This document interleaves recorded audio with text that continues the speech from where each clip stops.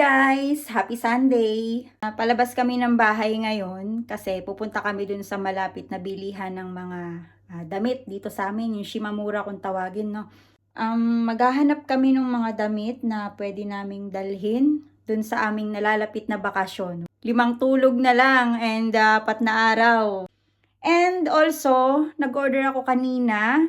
Kanina ba yun? Kagabi pala. Nag-order ako kagabi sa online nung ring light and yung magnetic light na ikakabit dun sa aking Action 5 Pro. Kasi nga, ang hirap mag-vlog kapag madilim. So, nag-decide ako na bumili na. Total, gagamitin namin yun sa maliblib na lugar, no? Nalalapit na. So, excited na ako talaga. Itatry natin yun mamaya. Ipakikita ko sa inyo. And kung magkano, no? Price reveal tayo kung magkano yung pagkakabili ko doon sa dalawang light. Yung ring light and also yung magnetic light para dun sa camera na maliit. So, ayun guys, for today, samahan nyo muna kami mag-shopping ng konti. Tingnan nyo guys, gabi na. Gabi na, di ba? So, paano kung makakapag-vlog kapag madilim kung wala akong ilaw? Di ba maganda pag may ilaw? O, yung ilaw lang yan nung sa apartment namin, pero ang ganda ng effect kapag may ilaw, di ba? So, excited na ako. Isinet ko yung binili kong ilaw na ilalapag lang siya dyan sa labas ng pinto. Kasi merong ganun sa Amazon or sa ibang mga online store na pwede kang, may choices ka kung gustong i-doorbell dun sa iyong pinto or ikaw mismo magre-receive o kaya iiwan dun sa harap ng iyong door, no? Pwede din naman dito sa ano na yan, dun sa ano tawag dito, delivery box. So ayun guys, now bababa muna ako dahil naghihintay na doon si Jowa. So, andito na tayo ngayon guys sa Shimamura. Yan. May maraming mabibili dyan sa loob. May mga murang damit, murang sapatos. Lahat dyan mura. Kaya nga tinawag siyang Shimamura. Yun. Maganda isa kanina. Oh, mas maganda yan. Mas maganda yan.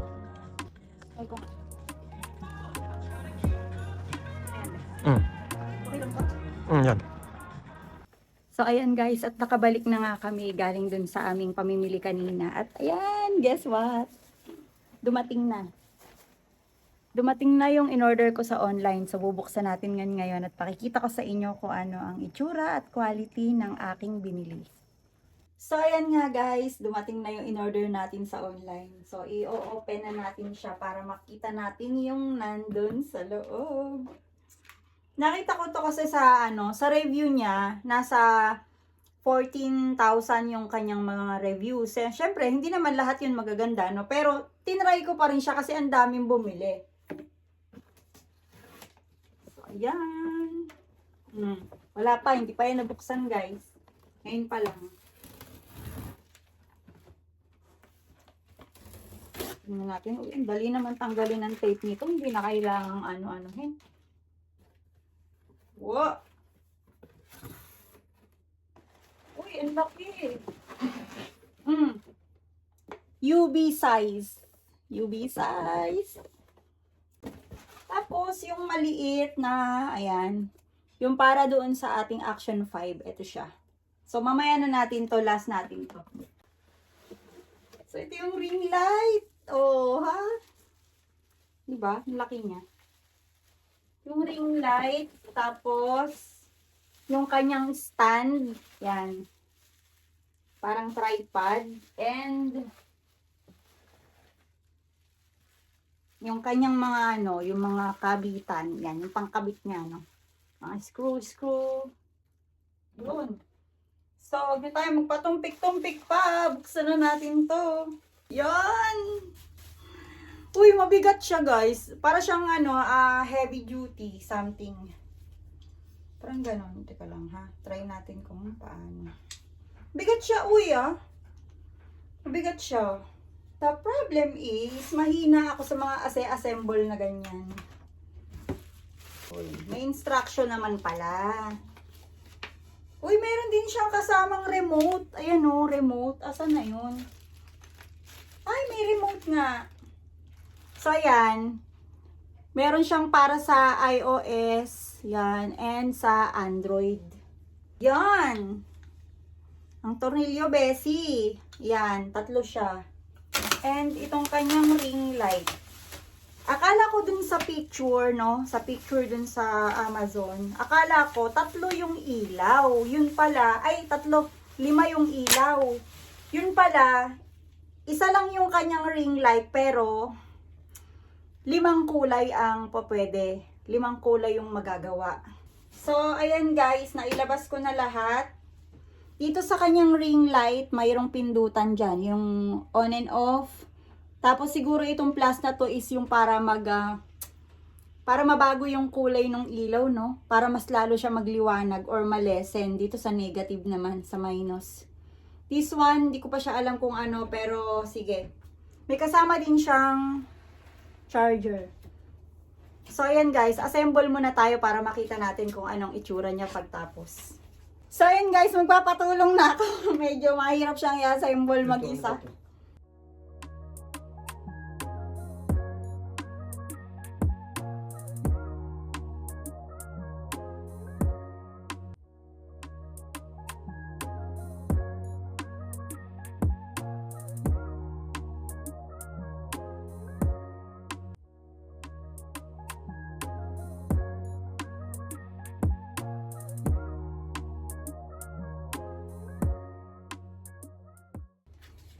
Guys, ang gara niya, parang kulang yung tornilyo na binigay dun sa ano. Wala na kasi dun sa kahon. Ano naman? Wala na. Oo, di ba? Wala nang laman yung kahon niya, pero yung tornilyo niya parang kulang. So may kasama siyang saksakan, guys. Ang problema, kapag gagamitin natin to sa bundok at Wala siyang battery, ibig sabihin. walang saksakan, ibig sabihin, hindi natin siya magagamit. Kaya buti na lang talaga bumili ako nito, yung para dun sa maliit na camera namin. Try natin dito. Yan. Power bank. Tingnan natin kung mag-o-open siya. Ayun, okay naman. Uy! Okay na! Nagamit na! Naiiba yung kulay. Ang ganda ng ilaw niya, guys. Ito yung pinakamahina. Ito yung pabago. Ito yung pahinay palakas-lakas. Maugalang talaga siya. Maugalang. Hindi ko alam kung bakit ganun. Pero parang may mali sa ginawa namin. Tanggalin ko muna. So, yun guys. Dito sa part na to, yan may lock dyan. Pwede mo siyang i-lock. I-lock para hindi siya masyadong mauga. And then, pwede mo siyang i-unlock kapag kunyari, ifo-fold mo na ito, no? Pag hindi mo na siya gagamitin. Pero dahil itatry natin siya ngayon, hayaan muna natin siyang ganyan. And then, ito, yung mga ano na yan, mga lock na yan, tatanggalin nyo lang yan kapag iaangat nyo siya. So, malaki din to, no? Mahaba, uy. Abot siya hanggang kisa may kapag ka dito siya galing. So, ayan, abot siya doon. Pero dahil hindi naman natin kailangan ng masyadong mahaba ngayong gabi, ganyan lang. And ito, yan, yung pinakabutas na yan, ilalagay ito dito sa taas. Paiikot-ikutin lang natin siya para mag-lock.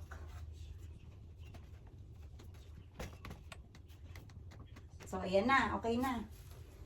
And then, ito lang pa yung hindi ko pa gamay kasi yung, hindi ko alam kung Bluetooth ba to or, uy, meron siyang on and off sa gilid. And then yan, nakikita nyo umiilaw. Pwede na siyang i-connect sa cellphone. Sa Android, ganyan. And, try na natin siya guys, kung gagana. Ayan. As you can see, umilaw na din siya, no? Kikita nyo ba? Umilaw na din yung kanyang on and off. Yun! Bongga! Now, ang bubuksan naman natin ay itong isa. Yan. Itong ating maliit na light para doon sa ating maliit na camera.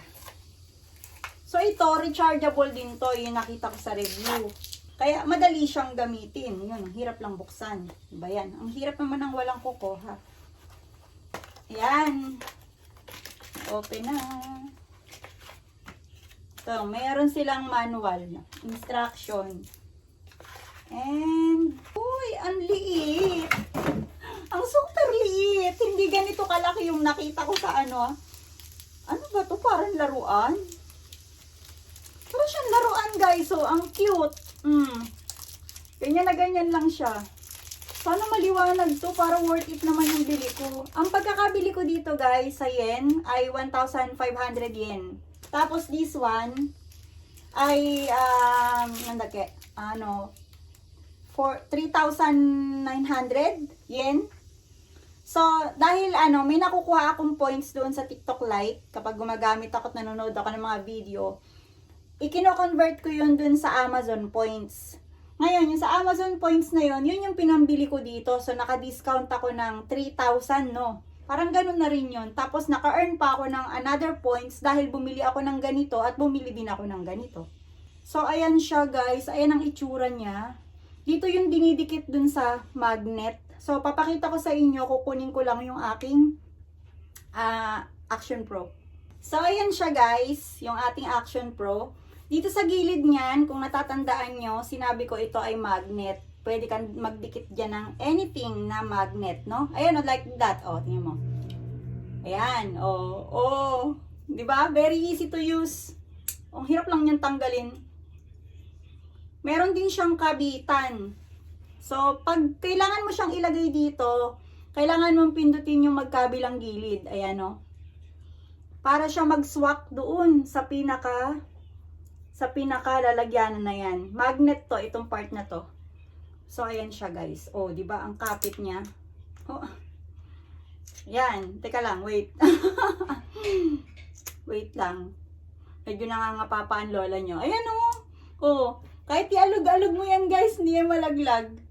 So, dito sa kabilang side, sa ilalim niya, kung nakikita nyo, ayan, sa ilalim, yan yung plug. Plug, no? Plug o outlet. Para, kunyari, i-charge nyo siya kasi rechargeable nga ito. And then this one, I think dito siya yung on. So, sana may charge. Uy, meron! May charge siya, guys. Ayan na, oh! So, hindi ko alam kung hanggang dyan na lang ba yung ilaw niya. Uy, napapalitan yung ilaw. So, may mas maliwanag. Ayan. Tapos, may kumukundap-kundap pa. Para saan kaya yun? Yan. Ang wala lang siya talaga, meron siyang tatlong klaseng ilaw. Yan, yung 1, yung medyo lang, yung medyo maliwanag ng konti, yung pangatlo, at yung pang-apat, yung kumukundap.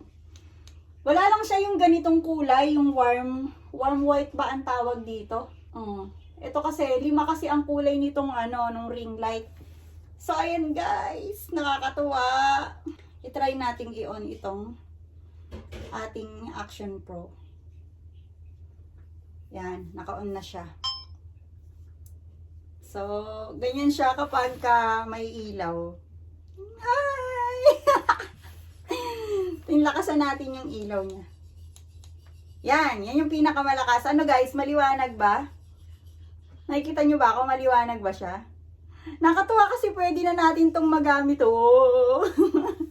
Pwede na natin tong magamit sa ating nalalapit na pagpunta sa kung saan. So, ayun. Ay, natatanggal. So, ayun. I think kompleto naman ang ating mga kagamitan. Ang ating mga dadalhin para sa araw na yun. So, yun lang. So, guys, yun lang muna for today. Salamat ulit sa panonood nyo sa aking vlog. And please don't forget to subscribe, like, and leave a comment naman guys, anything na gusto nyong itanong sa akin or anything na gusto nyong i-request sa akin na i-vlog namin sa susunod. Yun lang guys. Happy Sunday. Good night.